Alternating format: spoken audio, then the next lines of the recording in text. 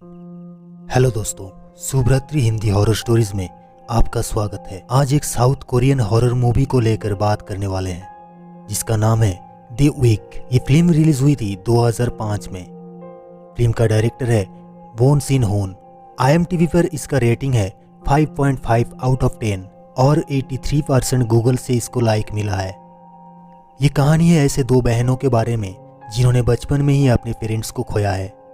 तब से बड़ी बहन जीहून ही सारी जिम्मेदारी संभाल रही है, जैसे घर चलाना, अपनी बहन का ख्याल रखना, सब कुछ। धीरे धीरे उन लोगों ने अकेला रहना सीख लिया, नई तरीके से शुरुआत की। लेकिन जैसे उनके जीवन से मुसीबतें कम होने का नाम ही नहीं ले रही थी। कुछ साल बाद एक एक्सीडेंट में जीहून की वोकल कॉर्ड डैमेज हो गई। उसने बोलने की ताकत खो ली हमेशा हमेशा के लिए। फिर भी उसने हार नहीं मानी, इस म्यूट जिंदगी को ही मान लिया। मगर उसके बाद जो झटका उसे लगा उसमें उसका हालत ही खराब हो गई। उसे पता चला उसकी छोटी बहन सुहून को कैंसर है। एक नई तरह की जंग शुरू हो गई और जैसे जैसे समय बीतता गया जीहून समझ पाया इस जंग में वो जीत नहीं सकती। सुहून की कंडीशन दिन ब दिन बदतर हो रही थी। घर से ज़्यादा वक्त उसे हॉस्पिटल में बिताना पड़ रहा था। इतना सब कुछ करने के बाद डॉक्टर भी उम्मीद छोड़ चुके थे। तो फाइनली अब जीहून को पता चला कि सुहून के पास और ज़्यादा वक्त नहीं है। वो बस और कुछ दिनों का ही मेहमान है, तो बस उसे घर ले जाने की डिसाइड करती है। वैसे ही इस ट्रीटमेंट के चलते उसे बहुत ज़्यादा साइड इफ़ेक्ट से भुगतना पड़ रहा। उसके सारी बल झड़ गए, उसके चेहरे पर कोई ग्लो नहीं रहा। साथ में डिप्रेशन का शिकार भी हो पड़ी। क्या पता घर जाकर वो थोड़ा सा अच्छा रह सके। जीहून उससे ये कहकर घर ले गए कि वो क्यूट हो चुकी है। साथ में गिफ्ट देती है एक विग, जिससे वो खुद को एलियट ना करे। पहले सुहून उसे उतना ध्यान नहीं देती। जीहून उसे उठाकर एक कोने में रख देती है, मगर पता नहीं कैसे सुहून को ये विग बार बार अपने सामने ही मिल रहा था। तो फाइनली वो भी उसे उठाकर पहन लेती है और तभी उसके कॉन्फिडेंस वापस आ जाता है। आईने में वो खुद को देखकर वो खुद ही पहचान नहीं पा रही थी। उसकी स्किन ग्लो कर रहा था, कितनी खूबसूरत दिख रही थी वो। सुहून बहुत ज़्यादा खुश हो जाती है और उसके बाद वो मिलने जाती है जीहून के बॉयफ्रेंड किसुक के साथ। उस दिन जीहून ने ही उसे अपने घर इनवाइट की थी सुहून की घर लौटने की खुशी में, मगर वो बिल्कुल भी खुश नहीं दिख रही थी। ऐसा लग रहा था कि वो ज़बरदस्ती हंसने की कोशिश कर रही है। लेकिन सबसे ज़्यादा खुश तो सुहून लग रही थी। उसने अपनी बहन के सामने ही किसुक को कहती है, अगर तुम्हें मेरी बहन और पसंद नहीं आ रही तो मेरे बारे में क्या ख्याल है। मतलब वो अपने बहन के बॉयफ्रेंड से ही लाइन मार रही थी। किसुक भी उसके इस बर्ताव से हैरान हो जाता है और उसका जाते जाते हमें यह पता चलता है कि जीहून के साथ सच में उसका ब्रेकअप हो चुका है। लेकिन ये बात सुहून को नहीं पता। नेक्स्ट डे सुहून पुरानी एल्बम लेकर बैठ जाती है। वो कुछ ज़्यादा ही एक्टिव और खुश लग रही थी। पुरानी फोटो सभी बहुत पुरानी हो चुकी है, तो वो कैमरा लेकर जीहून के साथ निकल पड़ती है कुछ नई फोटोशूट करने। लेकिन इस सब के बीच एक अजीब सा हादसा होता है। वो एक लड़की को अपना कैमरा देती है उनकी फ़ोटो क्लिक करने के लिए, लेकिन लड़की को ऑन कैमरा सुहून के बाल अजीब तरह से हवा में तैरते हुए दिखते हैं, जो रियलिटी में बिल्कुल ठीक थे। घर लौटते वक्त वो अपने दीदी से कहती है कि वो बहुत एनर्जेटिक फील कर रही है। उसे फील हो रहा है कि वो क्यूट हो चुकी है। सब कुछ ठीक चल रहा था, बस बीच बीच में सुहून को अजीब तरह का चीज़ें दिखने लगती है। जीहून उसे दवाई देकर भुला देती है, मगर उसके जाते ही हम देखते हैं सुहून पिछले कुछ दिनों से अपनी मेडिसिन नहीं ले रही थी, क्योंकि उसे ज़रूरत ही नहीं थी। वो इनके बिना ही काफ़ी स्ट्रॉन्ग फील कर रही थी। साथ में उसकी विग पर भी प्यार बढ़ता ही जा रहा था। वो उसे कभी भी नहीं उतरती थी, ना नहाते वक्त और ना सोते वक्त। वो हमेशा इसे ठीक करती रहती थी और अपने आप को आईने में देखती रहती थी। आजकल वो कुछ ज़्यादा ही घूमने जाती है, ज़्यादातर टाइम बाहर रहती है, बहुत सारे फोटोज़ क्लिक करती है और किसुक को भी विजिट करने लगी है। ऐसे ही एक दिन जब वो ट्रेन से लौट रही थी, तब शीशे में उसकी अपनी साया दिखती है जो किसी और का लग रहा था, और वो सुहून को अजीब तरह से घूर भी रहा था। इस सब से बेखबर सुहून अपनी दुनिया में बिजी थी, मस्त थी वो बिल्कुल। उसने अपनी रूम का कलर भी चेंज कर लिया था। एक दिन एक दोस्त कुमजू मिलने आती है। वो काफ़ी अपसेट दिख रही थी क्योंकि उसे पता चला है उसका हस्बैंड उसे चीट कर रहा है। समाधान करने पर उल्टा उसने डिवोर्स मांग लिया। अब वो क्या करेगी? जीहुन उसे बहुत कुछ समझाती है, लेकिन पता ही नहीं चला कब कुमजू सुहुन के रूम में जाकर पहुंच गई थी। सुहुन सिर्फ उस दिन ही अपने विग को खोलकर नहाने गई थी, तो कुमजून मजाक मजाक में ही उसकी विग को पहन लेती है और तभी उस पर भी वही असर होने लगती है जो सुहुन पर हुआ था। कुमजू बहुत खूबसूरत दिखने लग जाती है। उसकी उम्र जैसे 1 मिनट में 10 साल कम हो चुकी थी और उसका कॉन्फिडेंस भी वापस आ चुका था। वो उस विग को पहनकर ही जाती है अपने पति से मिलने। उसका पति तो उसे देखकर ही फिदा हो जाता है, मगर दूसरी तरफ उस विग के बिना सुहुन पहले से भी ज्यादा कमजोर पड़ चुकी थी। उसके नाक से खून निकलने लगा था और वो बेहोश भी हो जाती है। ऐसा लग रहा था जैसे उसकी बीमारी अचानक से वापस आ गई हो। जीहुन किसी तरह से उसका सेंस लौट आती है, उसको दवाई देती है, लेकिन सुहुन तो सिर्फ अपनी विग को ही ढूंढ रही थी। उसकी हालत देखकर जीहुन बहुत डर जाती है और कुमजू को मैसेज करती है उस विग को वापस देने के लिए। उसकी तो कोई रिप्लाई नहीं मिलता, लेकिन नेक्स्ट डे सुबह ही अचानक वो विग जीहुन के घर में आ जाती है। उसके बाद ही जीहुन को कॉल आता है पुलिस स्टेशन से, क्योंकि कल रात पुलिस को कुमजू की लाश मिली एक होटल के बाथरूम से। साथ में था उसका पति और दोनों ही बालू से कवर्ड थे। ऐसा लग रहा था जैसे कुमजू ने अपने पति को बालों से स्ट्रेंगुलेट करके खून किया है और बाद में खुद भी सुसाइड कर ली। कुमजू के फोन में लास्ट कॉल जीहुन का था, इसलिए उसे पुलिस स्टेशन बुलाया जाता है। लेकिन इस कुमजू को तो पहचान ही नहीं पा रही थी, काफी एज्ड लग रही थी और उसके बहन ये मानने के लिए तैयार भी नहीं कि कुमजू अपने पति को मार सकती है, जिसे खुद से भी ज्यादा अपने से भी ज्यादा प्यार करती थी। उधर सुहुन अपने पिछले फॉर्म में वापस आ चुकी थी। वो और भी ज्यादा एक्टिव लग रही थी और अपना सारा जादू किसुक पर चलाने की कोशिश कर रही थी। वो उसे क्लब ले जाती है, उससे चिपक चिपक कर डांस करती है। ये सब किसुक को बिल्कुल पसंद नहीं आ रहा था। उसने ऑलरेडी जीहुन को कॉल करके उस क्लब पर बुला लिया था और जीहुन भी वहां पर आ चुका था, मगर सुहुन उसे देखकर भी अनदेखा कर रही थी। उसका बर्ताव कम्प्लीटली चेंज तो लग रहा था। वो जीहुन से भी काफी राफली बिहेव करती है, उसकी म्यूटनेस का मजाक उड़ाती है। उसके बाद उसे ऐसा लग रहा था जैसे वो अपने होश में ही नहीं है, जैसे उस पर कोई भूत सवार है। लेकिन उसी बाथरूम में सुहुन को उस रात की झलक दिखती है जब कुमजू की मौत हुई थी।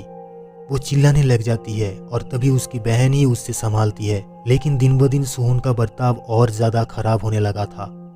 वो अपनी बालों को लेकर जैसे पागल होने लगी थी। जीहुन इसके बारे में उसके डॉक्टर से बात करने जाती है और डॉक्टर भी सुहुन की ऐसी बर्ताव से काफी हैरान है। सुहुन में कुछ अजीब सी चेंजेस आ चुकी थी। डॉक्टर ने बताया उसे हेलुसिनेशन हुआ है। ये उसकी दवाई का साइड इफेक्ट है, इसमें चिंता की कोई बात नहीं। टेस्ट रिजल्ट काफी प्रॉमिसिंग है, वो काफी रिकवर कर रही है। टेंशन सिर्फ एक चीज को लेकर है, उसका चेहरा वो कुछ ज्यादा ही बदल चुका है। वैसे तो जीहुन की जिंदगी भी बदल रही है, वो भी उसे इस हालत से राहत का मौका तक नहीं मिल रहा। किसुक भी उसे मेंटल सपोर्ट नहीं दे रहा था, क्योंकि वो उसे और प्यार नहीं करता था। शायद इसी का फायदा लेकर सुहुन उसे अपनी तरफ खींचने की कोशिश करती है, उसे अपनी तरफ करने के लिए बहुत फोर्स करती है, लेकिन वो सक्सेसफुल नहीं हो पाती। किसुक उसे रोक लेता है, लेकिन सुहुन किसुक को टीचर कहकर बुला रही थी। इस बात को लेकर दोनों बहनों में थोड़ी बहुत कहासुनी हो जाती है, जो वो समझ नहीं पा रही थी कि उसकी बहन ये सब क्या कर रही है और क्यों। मगर सुहुन को जैसे कुछ फर्क ही नहीं पड़ रहा था, पता नहीं उसकी दिमाग में क्या चल रहा था। लेकिन एक दिन कुछ ऐसा दिखता है जिससे वो श्योर हो जाती है ये सब कुछ सुहुन खुद से नहीं कर रहा है, उसे कोई करवा रहा है। उस दिन बाथरूम में सुहुन अपनी विग को कुम कर रही थी, लेकिन जीहुन को उस विग के साथ एक शरीर भी दिखता है जो उल्टा लटक रहा था। वो समझ जाती है इस विग में कोई आत्मा है। सुहुन का इस बर्ताव के पीछे इस आत्मा का हाथ है। वो उसी वक्त उस विग को नष्ट करने की कोशिश करती है, उसे सीजर से काट डालती है, जिसका रिजल्ट भयानक निकलता है। सुहुन की तबीयत अचानक खराब होने लगती है और उसे खून की उल्टी भी हो रही थी। उसे जल्दी से हॉस्पिटल में एडमिट किया जाता है। टेस्ट करने पर पता चलता है कि उसकी बीमारी फिर से वापस आ चुकी है और उसकी उम्र भी तेजी से बढ़ रही है। किसुक जाता है सुहुन से मिलने, जो उसको अपना कैमरा देती है और उसकी रियल को डेवलप करने की रिक्वेस्ट करती है। सुहुन बहुत अजीब सी बिहेव करने लगी थी।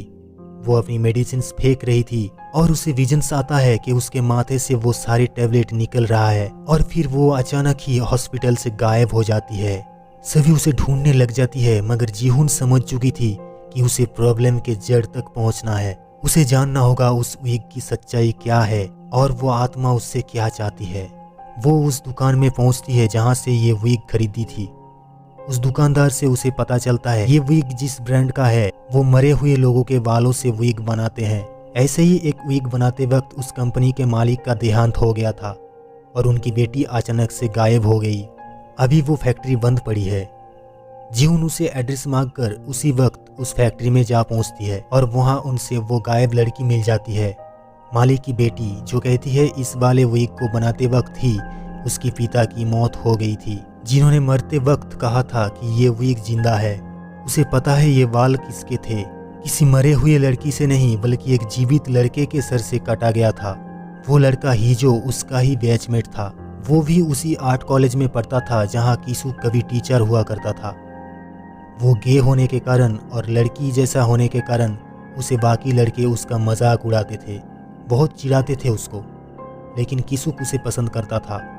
एक साथ काफी वक्त बिताने लगते हैं। धीरे धीरे उन दोनों में प्यार हो गया। हिजू तो किसुक के बारे में बिल्कुल पागल था, मगर कुछ दिन बाद ही किसुक के साथ मुलाकात हुई जीहुन की, जो एक प्यारी सी नॉर्मल सी लड़की थी। किसुक हिजू को भूलकर उससे एंगेज्ड हो गया। अभी तो उसे बचाने वाला और कोई नहीं रहा, तो बाकी लड़कों को मौका मिल गया और एक दिन उन लोगों ने हिजू को बहुत पिटाई की। उसके लंबे घने बाल काट के इस विग कंपनी में दे दिया। फिर भी हिजू ने कुछ नहीं कहा, लेकिन जब एक दिन उसने देखा कि किसुक की शादी की बात चल रही है तो उसे बहुत दुख पहुंचा। उसने उसी आर्ट कॉलेज से कूदकर सुसाइड कर ली। इन सब के बारे में किसुक ने जीहुन को कभी कुछ नहीं कहा। उसने कॉलेज चेंज कर लिया, घर बदल दिया, मगर हिजू ने उसका पीछा नहीं छोड़ा। मरने के बाद भी वो उसे हॉन्ट करता रहा। एक दिन किसुक अपने एक एग्जीबिशन में जा रहा था। जीहुन उसके लिए वेट कर रही थी उधर, मगर एग्जीबिशन हॉल तक पहुंचने से पहले ही कहीं से उसके सामने वो विग आ गिरा और उसके गाड़ी का एक्सीडेंट हो गया। इसके बाद भी कई बार उसे हिजू की आत्मा दिखाई दी। वो समझ चुका था कि इससे उसे आजादी कभी नहीं मिलेगा। साथ में गलती फीलिंग्स तो था ही, तो उसने जीहुन के साथ ब्रेकअप कर लिया, लेकिन हिजू ने जीहुन को भी नहीं छोड़ा। एक दिन जब वो घर लौट रही थी तो उसके सामने वाले ड्राइवर को हिजू ने ऐसा डराया कि उसने अचानक से गाड़ी रोक दी। वो एक लोडेड ट्रक था जिसके रॉड से जीहुन का एक्सीडेंट हो गया। वो जान से तो बच गया, लेकिन एक रॉड उसकी गले का आर पार हो गया और उसकी आवाज खो गई। इतना सब कुछ करने के बाद भी हिजू को शांति नहीं मिली।